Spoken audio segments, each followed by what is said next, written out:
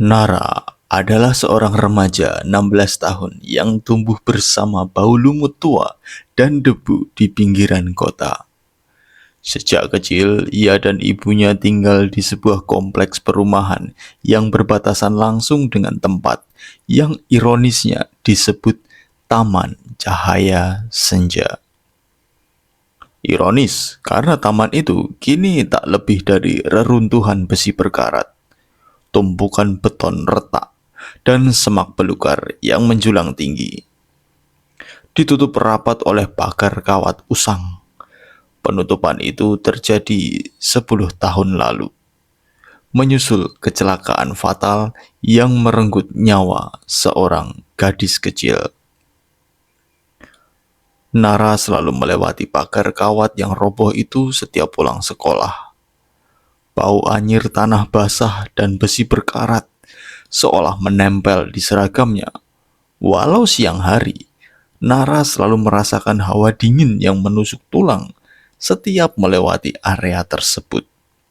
Seperti zona beku yang memisahkan dunia nyata dari dunia lain.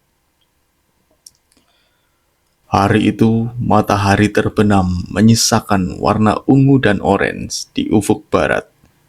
Dan keheningan petang yang pekat tiba-tiba pecah. Nara berhenti berjalan. Suara itu berasal dari dalam taman. Itu adalah suara ayunan yang bergerak pelan, berirama seperti detak jantung yang melambat. Ia menoleh. Tidak ada angin malam itu. Pepohonan pun berdiri kaku. Namun, di antara bayangan semak yang panjang, ayunan itu terus bergerak. Rasa penasaran bercampur horor menggerakkan kakinya. Nara mendorong bagian pagar yang roboh, mengeluarkan bunyi gesekan logam yang memekakkan. Ia menyelinap masuk. Nafasnya tertahan oleh aroma tanah basah dan lumut yang kuat. Di tengah taman yang remang-remang, ayunan itu bergerak sendiri. Di bangku ayunan sebelah yang berkarat, duduklah seorang gadis kecil. Ia mengenakan gaun putih yang lusuh dan rambutnya dikepang dua. Kulitnya pucat seperti porselen retak. "Hai," sapa gadis itu. Suaranya seperti bisikan angin di antara daun kering. Ia tersenyum lebar. Senyumnya terlalu lebar. Mata besar dan bulatnya tampak terlalu gelap, seperti dua lubang hitam yang menatap langsung ke dalam jiwa Nara. Nara mundur selangkah. Kamu siapa? Taman ini sudah ditutup, kamu harus keluar." Gadis kecil itu terkikik. Tawa yang terdengar janggal, tidak seperti tawa kanak-kanak biasa. "Aku Ayu. Kamu Nara kan? Kamu datang untuk menepati janji kita." Nara merasa bingung dan takut. Ia yakin ia tidak mengenal Ayu. "Aku tidak tahu siapa kamu. Aku tidak pernah janji apa-apa." Ayu merajuk, bibirnya mengerucut. "Tentu saja kamu janji. Janji yang kamu ucapkan saat kita bermain petak umpet di balik pohon beringin itu." Ia menunjuk ke arah pohon tua yang akarnya menjalar seperti ular besar. "Kamu janji akan menemukan boneka kesayanganku saat ayah melarangku membawanya. Boneka itulah yang membuatku bisa tidur." Wajahnya kemudian berubah sedih yang menusuk. "Aku tidak bisa pulang tanpanya, Nara. Aku kedinginan. Kamu janji akan membawaku pulang." Ayu tidak hanya muncul di taman. Sejak malam itu, ia mulai menghantui Nara. Saat Nara menyikat gigi, Uap di cermin kamar mandinya selalu membentuk kata-kata berbunyi, boneka, main, dingin. Nara sering terbangun di tengah malam karena merasakan tangan kecil yang dingin menggenggam pergelangan kakinya, menariknya perlahan, seolah mengajaknya turun dari kasur. Di kelas, di kantin, bahkan saat memakai headset, Nara mendengar suara Ayu. "Nara, di mana bonekaku? Kamu harus menepati janji." Tekanan psikologis itu membuatnya hampir gila. Ia harus mencari tahu apa yang terjadi 10 tahun lalu. Nara memberanikan dirinya bertanya kepada ibunya. Mereka duduk di dapur dengan secangkir kopi yang mengepul di antara mereka. "Bu, soal Taman Cahaya Senja, kenapa Ayu meninggal?" Ibunya yang semula tenang langsung menjatuhkan cangkir kopinya. Matanya membulat. "Jangan dekati taman itu lagi, Nara." Setelah dibujuk, ibunya bercerita dengan suara tercekat. "Kecelakaan itu sangat buruk. Ayu adalah teman masa kecilmu. Kalian tidak terpisahkan.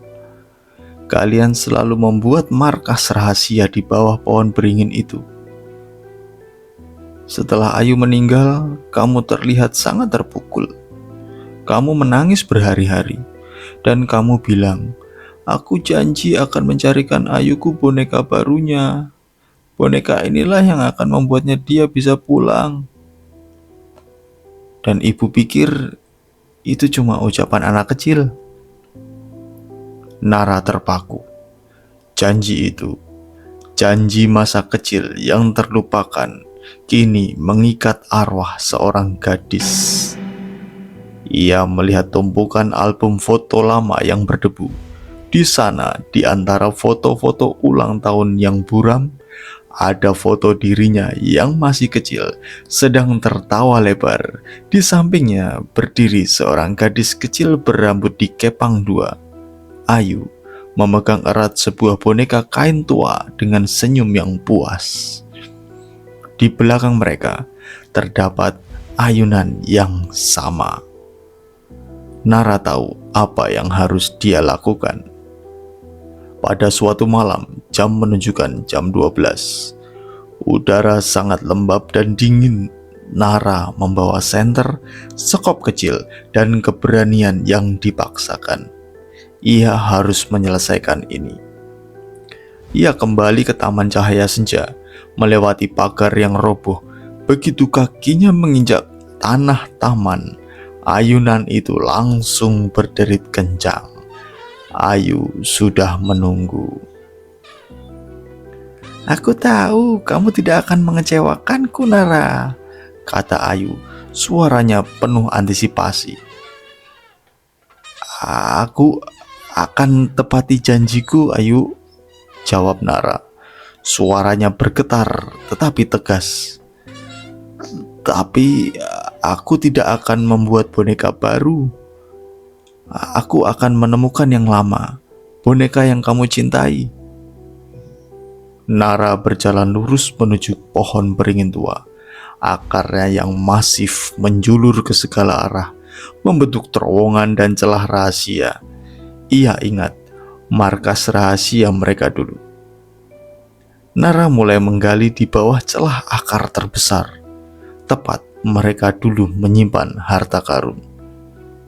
Saat sekopnya mengenai sesuatu yang keras, Nara menjerit kecil. Ia membersihkan tanah dan menarik keluar sebuah kotak kayu kecil yang sudah lapuk, berlumut dan hampir hancur. Saat ia membuka kotak kayu itu, bau apek dan debu tua menyambutnya. Di dalamnya terbaring sebuah boneka kain tua. Boneka itu terlihat mengerikan. Satu mata kancingnya hilang. Jahitannya terlepas di beberapa bagian, dan kainnya menghitam karena kelembaban. Ayu tiba-tiba berada tepat di sebelahnya. Wajahnya kini terlihat lebih jelas di bawah cahaya senter. Ia tidak tersenyum. Ia hanya menatap boneka itu dengan kosong, seperti melihat benda yang sudah lama dilupakan. Nara meletakkan boneka itu di pangkuan Ayu. Ini dia, Ayu. Janjiku lunas ya. Sekarang kamu bisa istirahat. Boneka itu sudah bersamamu. Wajah Ayu perlahan menampilkan senyum. Kali ini senyum itu terlihat sangat tulus, ringan, dan damai. Jauh dari senyum gelap yang menghantuinya, tubuhnya mulai bersinar lembut, cahaya putih kebiruan. Di belakang Ayu, bayangan hitam besar yang selalu mengikutinya juga tampak tertarik ke atas seolah terlepas dari bumi. Ayu melayang perlahan, menjauhi reruntuhan taman, menuju langit yang gelap. Saat ia menghilang sepenuhnya, ia berbisik dengan suara yang lebih lembut daripada angin.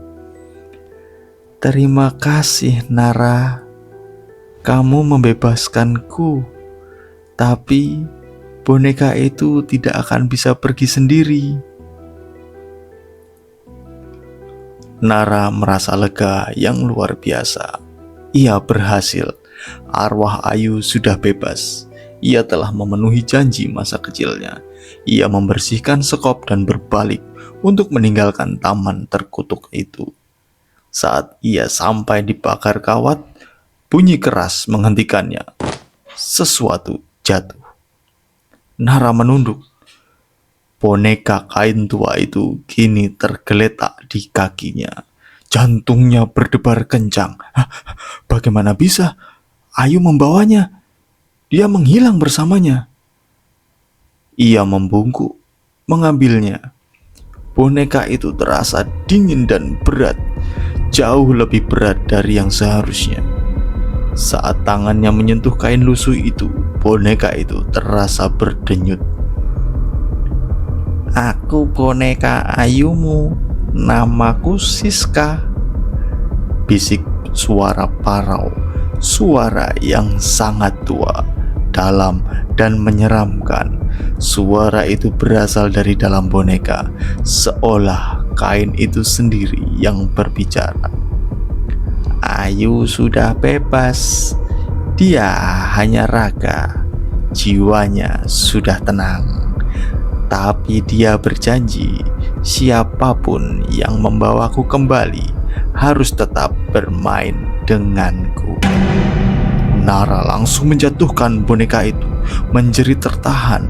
Ia mundur beberapa langkah. Aku tidak tahu tentang janji itu. Aku hanya memenuhi janji Ayu, seru Nara putus asa. Boneka Siska berguling menghadap Nara. Meskipun tidak memiliki ekspresi, Nara merasa boneka itu sedang menatapnya. Janji anak kecil adalah ikatan yang paling kuat, Nara. Ayu tidak bisa tenang jika aku sendirian di sana, bisik Siska. Suaranya kini terdengar cemburu. Kamu mengambilnya, sekarang kamu harus menggantikannya. Tiba-tiba ayunan di belakang Nara mulai bergerak, bukan lagi pelan tetapi berputar liar, berderi-derit seperti lolongan kesakitan. Tawa Ayu melengking, tawa yang kini terdengar penuh kemarahan dan cemburu, bergema di seluruh taman yang gelap. Nara menyadari kengerian yang sesungguhnya. Bukan Ayu yang terikat di taman itu, melainkan boneka Siska. Dan karena janji konyol yang ia penuhi, Nara kini telah mengikatkan dirinya pada entitas jahat di dalam boneka terkutuk tersebut. Bayangan hitam yang dulunya mengikuti Ayu kini terlihat jelas menempel pada boneka Siska, membesar dan menjulang tinggi. Boneka itu dengan satu mata hilang dan senyum jahitan yang robek mulai berguling lebih cepat menuju kaki Nara. Waktunya bermain, Nara, bisik Siska. Nara menjerit dan mulai berlari secepat yang ia bisa, melompati pagar. Ia tidak berani menoleh ke belakang, tetapi ia tahu ia tidak lagi berlari sendirian. Boneka Siska dengan entitas jahat di dalamnya kini telah menemukan teman barunya. Dan ia akan menuntut permainan yang abadi, menyeret Nara kembali ke Taman Cahaya Senja. Nara hanya bisa berharap ia punya waktu sebelum Siska berhasil menariknya ke dalam permainan tanpa akhir itu.